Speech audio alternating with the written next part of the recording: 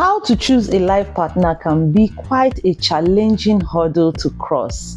When one gets to that season in his life, it can be confusing and sometimes quite easy depending on the person and the level of your preparation.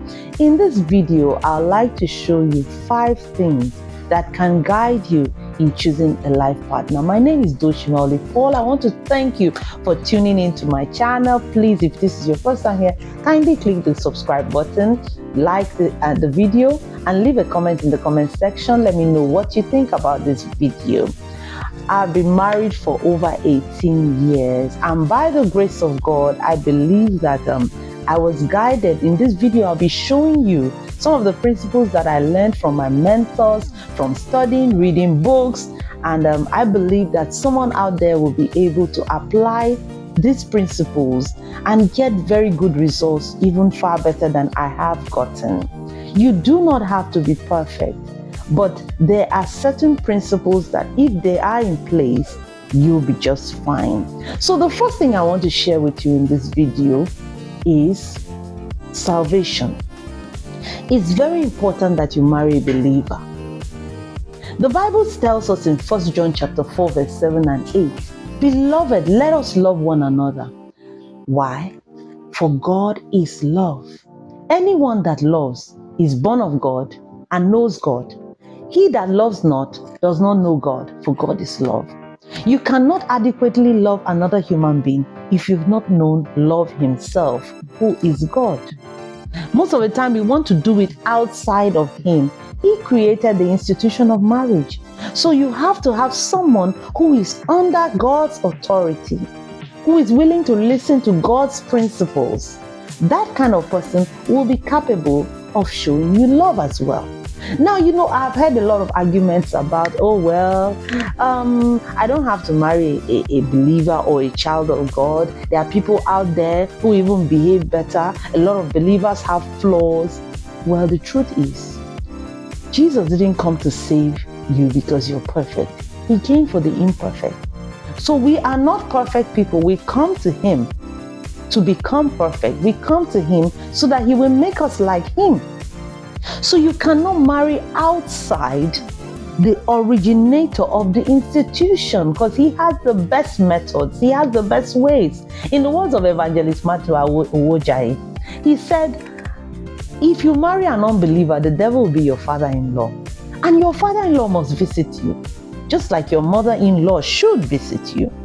And when they come, what do they come with? They come with their baggages. Imagine the devil visiting you with all of his baggages. So if you marry a child of God, God will be your father-in-law. And definitely God will visit you. And you can be sure that the visitations of God are always a blessing, they are positive, and they're leading you to the best version of yourself. So salvation cannot be compromised. It's important that you are saved and you also get married to someone who is saved. Because you cannot say, you're not even saved, and then you're talking about being married to someone that is saved. That happens to a lot of people. When it is time to choose a life partner, they say they are born again. They get into the church and they start looking for the good sister or the good brother. You will end up attracting your type. In fact, that's a different discussion altogether. Let me not go in there.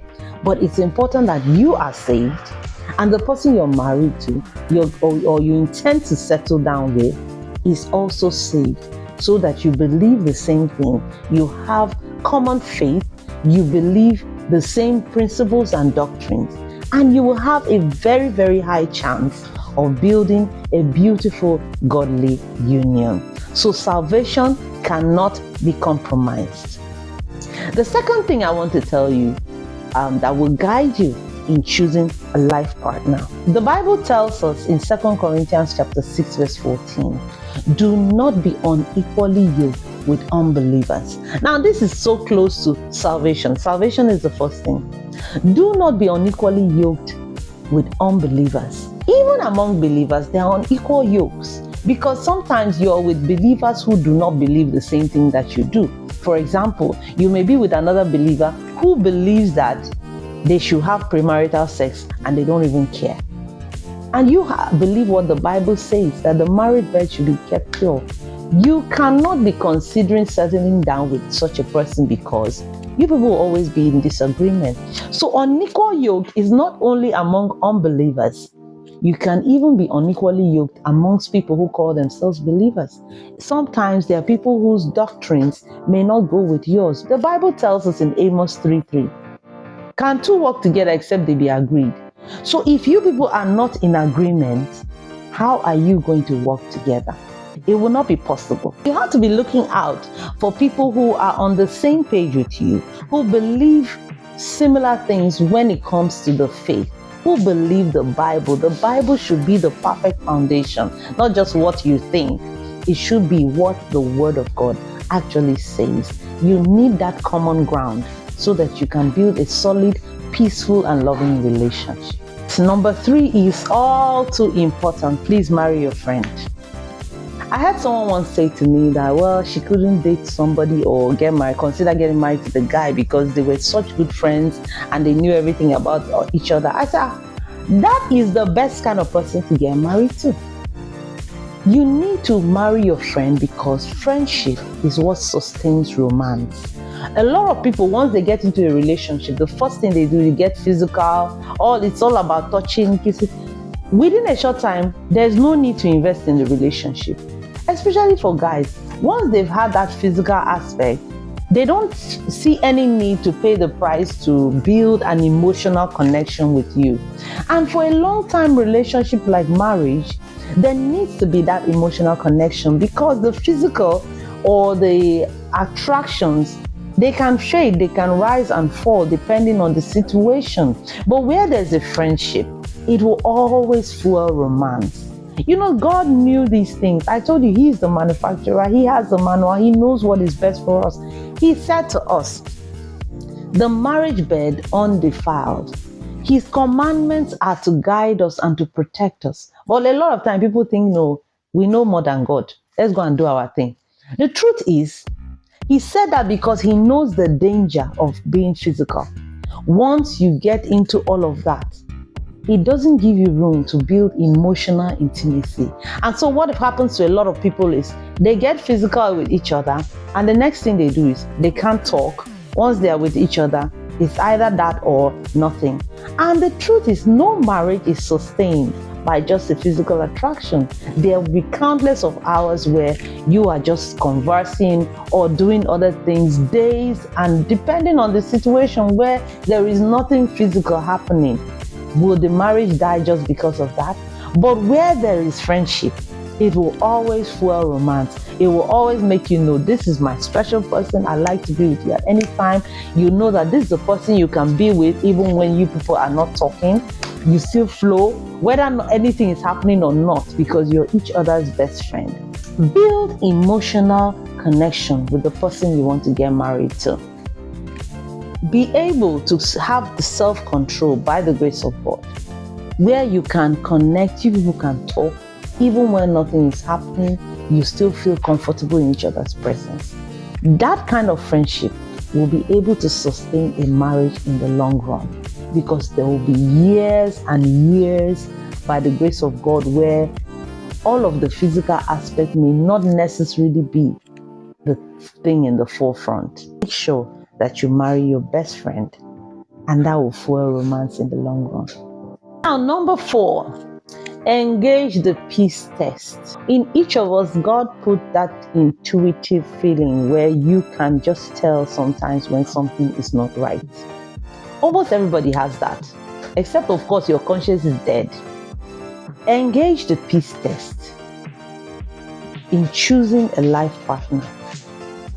It's important that when you're with somebody, if you feel awkward about the relationship or you feel there's just something that you can't put a finger on, that is the peace test. And there are certain people that you're with them and you just know that this is okay. Most people have it. A lot of people sometimes ignore it because, especially when it's what they don't want to hear. They don't want to listen to the peace test. The peace test will guide you. Sometimes the person may tick all the boxes, but you're with that person in their company and you just feel like there's just something not okay. This has guided a lot of people to walk away from certain relationships that would have been harmful to them. And then eventually they get to find out why they weren't even having peace in the first place. And then some also understood that I just knew this was the right thing to do, and they have no regrets. Years later, 5, 10, 20, 30 years, 40 years and on, they still know that they made the right decision. So engage the peace test. Right deep down inside of you, what do you feel? What do you sense? Almost everybody has that. It's just like sometimes in other areas of our lives, you want to make a trip and something is just not adding up. You may not be able to put a finger on it, but you just know that something is not right. That is the peace test. And this works for a lot of people. So please do engage the peace test, and it will help you in choosing correctly. To my last point, but not the least, out of the 5 points that I said I was going to discuss, is what I call push. My father in the faith calls it pray until something happens. P-U-S-H. Pray. Pray and pray and pray again. Pray because the divine hand of God is going to guide you. He is the designer of the institution of marriage. You have to pray that He will help you in your helplessness. Pray that the Spirit of God will guide you in choosing correctly, because God knows more about what you did than you even know. When I was about to make the decision of getting married to my husband, I said in prayer to God, I said, Lord, I do not even know the best thing for myself. You know me better than I know myself. You even know certain things I need that I don't know about. Probably if I tick all the boxes, there are certain things I even need in the package that I don't know, because my future is unknown to me. And these were the simple prayers I laid before God. I said, please guide me. Give me someone that will fit into every season of my life as I advance. Give me someone who I will need for time. And God answered that prayer. So it's important that you pray and ask for the divine hand of God to guide you, because the Lord will help you to choose a life partner. When you talk about praying until something happens, there you begin to have things like the voice of God. And not everybody is mature enough to understand the voice of God, but God is a speaking spirit. He still speaks to men and women till today. Maybe I'll share testimony in another video, but I just want to say that in order not to be confused, if you're a person who God is not already speaking to in other areas of your life, don't come up when it's time to get married and just expect that He's going to speak to you, or expect you're going to have a dream or a vision about it. Most of the time you begin to hallucinate or begin to have dreams out of the many things that are in your heart, because that's what the Bible says. Dreams can come out of the many thoughts in our hearts. You have to be a person who God is already speaking to you about every single thing that you do. When He speaks about marriage, you can be sure to judge right. You can be sure that this is not just your wishful thinking, this is from the Lord. And He may not even bring it the way that you expect. He may not even bring the kind of person that you have written in all of your sheets and tick all your boxes. He may be bringing something completely different. But because you already know His voice, you can trust His judgment. So prayer is important. But under prayer, you come the issue of the voice of God. There are lots of people, including me, who have heard things from God concerning marriage. But that I will elaborate on that in another video. But as you pray, the hand of God, the divine Spirit of God will guide you. Take time to pray. You can go on a fast. You should go on a fast, because this is a destiny matter. You should go on a fast. When I was preparing to get married, I went on several fasts. We were fasting and praying all the time, praying midnight prayers. We had different strategies. I had different strategies of prayer outlined for myself. Let the Lord know my interest and my desire for His help, because the future, has to be peaceful. I didn't want to go through the kind of things that I saw my own parents did go through. I wanted to enjoy a peaceful and a blissful marriage life. And God has helped me. Not perfect, but very good. And I'm happily married till this day. I hope that this discussion has been useful to you. I actually shared this in my single mentoring session, which I have with the youth in our local church, House on the Rock, Makurdi. Every once a month, I have the meetings with them. If you're in our area, please, I invite you to join us. You can look it out on our Facebook page, House on the Rock, Makurdi, and you see the flyers whenever I have the singles mentoring session. When I shared it with them, I didn't do a video, so I had to do this so that I could just put it up there and it could be of help to others. Like, it was of help to a lot of the young people that I spoke to. So thank you so much. I hope you were blessed, and I look forward to seeing you in my next video. Bye-bye.